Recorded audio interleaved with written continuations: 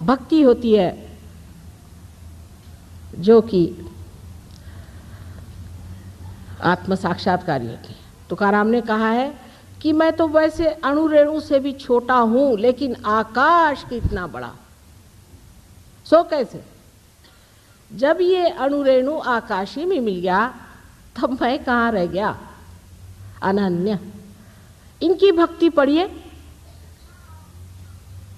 बिरहा के गीत गाने वाले लोगों के पास सिवाय रुलाने के और कुछ नहीं। मिलन के गीत पढ़िए।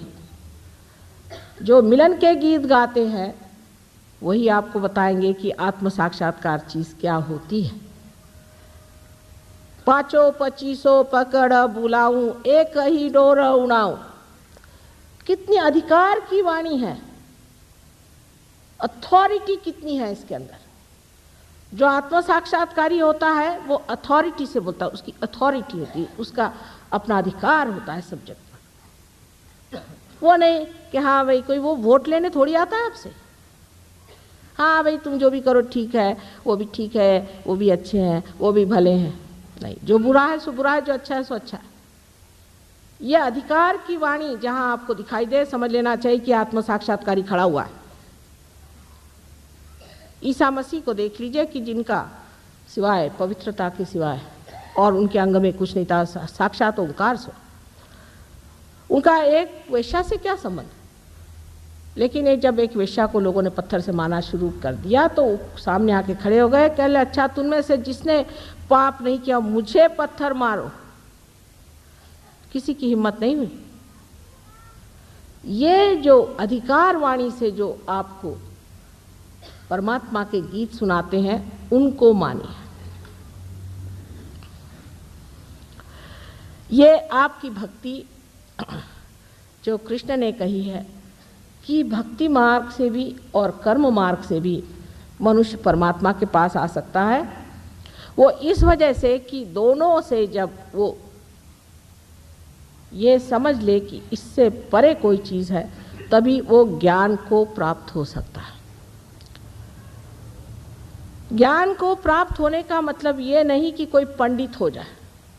आपको आज ही एक केस बताऊं कि एक देवी जी मेरे पास आई तो उन्होंने कहा कि माँ देखो, मेरी माता जी ने एक महाशय जी को, वो गुरुद्वारे जाते थे, उसको देखा और उसकी परीक्षा ली तो वो ग्रंथ साहब वगैरह खूब अच्छे से जानते हैं, गुरुद्वारे में जाते रहते हैं, ये वो करते हैं।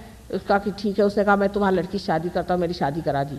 उसकी पहली एक बीवी है, बच्चे हैं, रोज़ लड़कियाँ लेके आता है, किसी की मोटर बना के लाता है, सबको बेवकूफ़ बनाता है, मेरे माँ से भी पैसा ले लिया और सारा उसको रट गया है। अखंड पाठ वगैरह करता होगा तो वो बड़ा अच्छा आदमी उनको लगा। ये ज्ञान नहीं होता है, ये ज्ञान नहीं। ज्ञान आपके नसों में महसूस होना चाहिए। इससे आपको जानना चाहिए कि ये शक्ति जो सारे ऋतु बदलती है, जो सारे जीवंत कार्य करते हैं, वो शक्ति हमारे चारों ओर है। जब भक्ति और कर्म का मेल होता है, ऐसा कहा गया है, तभी ज्ञान प्राप्त होता है। कि जब आप भक्ति को कर्म में इस्तेमाल करते हैं, पर अपने ऐसा नहीं, जो भक्ति वाले भक्ति वाले, कर्म वाले वो कर्म वाले। आज आपने भक्ति करी, श्री राम की भक्ति करी, ठीक है, लेकिन आपको ये भी देखना चाहिए कि जब हम श्री राम की भक्ति कर रहे हैं तो उसके साथ हमारे कर्म कैसे हैं? क्या हम श्री राम जैसे हैं? मर्यादा पुरुषोत्तम जैसे हम हैं क्या? हम वाचा से, मन से, बुद्धि से, कर्म से हम क्या श्री रामचंद्र जी जैसे हैं? अगर नहीं हैं हम, तो हमारा मेल नहीं बैठा। अब सहयोग में दो नाड़ियाँ जो बताई गई, ईड़ा और पिंगला, इनका मेल जब सर में होता है तो इनसे भक्ति से, या जिसे कहते हैं सुसंस्कारों से या कुसंस्कारों से जो कार्य हम करते हैं, उससे हमारे अंदर जो संस्था तैयार होती, उसे आप मन कह लीजिए। और कार्य में जो हम अपने को व्यस्त करते हैं, उससे जो संस्था तैयार होती है उसे आप अहंकार कह लीजिए। अहंकार और प्रत्यहंकार दोनों ही हमारे सर में जाकर जब मिल जाते हैं, तब इस तालु भाग में आप देखिए कि तालु भाग में कैल्सिफिकेशन हो जाता है। वहाँ हड्डी जो है 12 साल के उम्र के बाद एकदम मजबूत हो जाती, वो जो नरम हड्डी होती है वो मजबूत हो जाती। यहाँ अब हमने देख लिया कि किसी के अंदर भक्ति ज़्यादा है तो वो तो और ही मुश्किल हो जाएगी, क्योंकि भक्ति अगर यहाँ तक आ जाए और अगर अहंकार यहाँ तक आ जाए तो ऐसे आदमी को जागृति देना बड़ा ही मुश्किल हो जाता है। लेकिन धर्म तभी होता है जब मनुष्य जिसकी भक्ति करता है उसके जैसा हो जाता है, उसके जैसे कर्म करता है। तो एक साहब हमें मिले, मैंने कहा कि आप श्री राम के भक्त हैं, आपने अपनी पत्नी क्यों छोड़ दिया? श्री राम ने भी तो पत्नी को छोड़ा था। अच्छा, और जो उसके पीछे रोते रोते घूमते घूमते लंका जी गए थे उसका क्या हुआ? वहाँ तक हम नहीं जा सकते।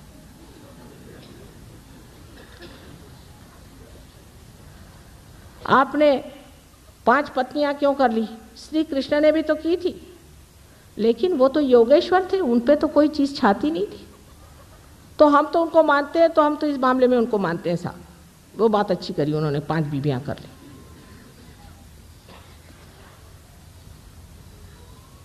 इस प्रकार जो निर्बुद्ध लोग होते हैं, जिनको कि मूढ़ कहा जाता है, मूढ़ लोग, वो भक्ति नहीं कर सकते और न ही वो धर्माचरण कर सकते। यही धर्म का आचरण है कि जिसको आपने भक्ति से माना है उसके जैसा अपना आचरण करिए। अब ज्ञानेश्वर जी जैसे आदमी, इनके के लिए कहती हूँ मैं कि साक्षात कोई ब्रह्मस्वरूप इतना पवित्र जीव संसार में आया और उन्होंने ध्यान की ही विधि बताई, समझ लीजिए, और उस पर उनके जो बड़े बड़े मंदिर बनाए वहाँ उनकी मूर्तियाँ खड़ी की है। उसके आगे हमारे यहाँ कहते दिंडी करना, दिंडी करना माने राम राम राम राम चले हुए। सब लोग आते हैं अपनी वो टोपी ओपी उतार के, गंजी पहन के, सबका चला है राम राम राम राम, हाथ में लेजिम लेकर। और मैंने कहा भाई हमको एक दिन के लिए हॉल दे दो, हम यहाँ ध्यान करना चाहते हैं। ध्यान व्यान यहाँ नहीं करने का, यहाँ सिर्फ आप दिंडी कर सकते। मैंने कहा साहब वो जो बैठे हैं सामने ज्ञानेश्वर जी, उन्होंने कौन सी दिंडी की थी? कहले वो ज्ञानेश्वर जी थे, पर उन्होंने कहाँ लिखा है कि आप दिंडी करिए? उसे क्या मतलब है? हम लोग तो दिंडी ही करते। मैंने कहा अच्छा नमस्कार, अगर ये आज जीवित होते तो हम आपसे बताते कि आप क्या हैं। निरे मूर्ख हैं और महामूर्ख हैं। कभी कभी इस तरह की गलत भक्ति से हम लोग अपना नर्क का रास्ता बना रहे हैं। इसलिए सजग हो जाना चाहिए और सतर्क हो करके हमें समझना चाहिए कि हमारे भक्ति में कहाँ दोष आ रहा है। अब सबसे बड़ा दोष भक्ति में इस तरह से आता है कि जब श्री राम आए तो उनसे कहने लगे हम तो भाई परशुराम को मानते हैं, परशुराम ही अच्छे थे क्योंकि मर गए ना। श्री कृष्ण आए, हम श्री कृष्ण तुमको नहीं मानते, हम श्री राम को मानते, हो गया। जीसस आए, हम तुमको नहीं मानते, हम मोसेस को मानते, क्योंकि जो मर गए वो अच्छे अपने जेब में रहते हैं। एक प्लास्टिक का फोटो लगा लिया, काम खत्म। लेकिन वो प्लास्टिक का फोटो आपको कहाँ ले जाने वाला है, ये किस चीज़ का तमगा लगाया है आपने, ये समझ लीजिए।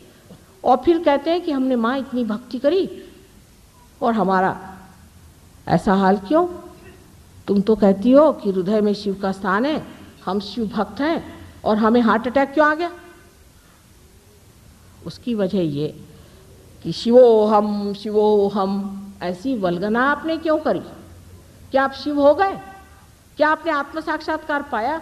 मैं आत्मा हूँ ऐसे चिल्लाने से वो शिव भी आपसे नाराज हो गया।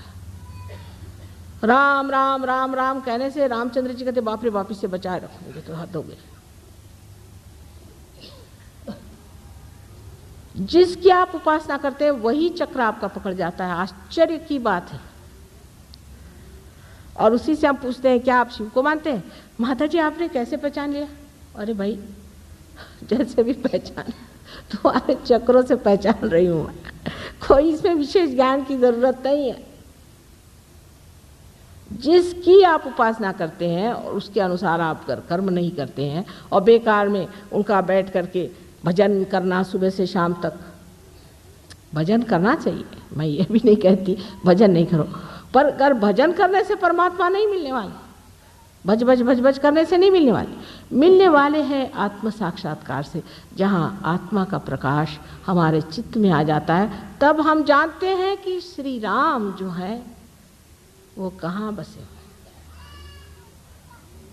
अब आप देख लीजिए, मैं आपसे बताती हूँ, जो दत्तात्रेय गुरु को मानते हैं उनके पेट में दर्द होता होगा, जो श्री राम को मानते हैं उनको ज़्यादातर लंग्स की बीमारी हो जाएगी, जो शिव जी को मानते हैं उनको अधिकतर हार्ट अटैक आ जाएगा।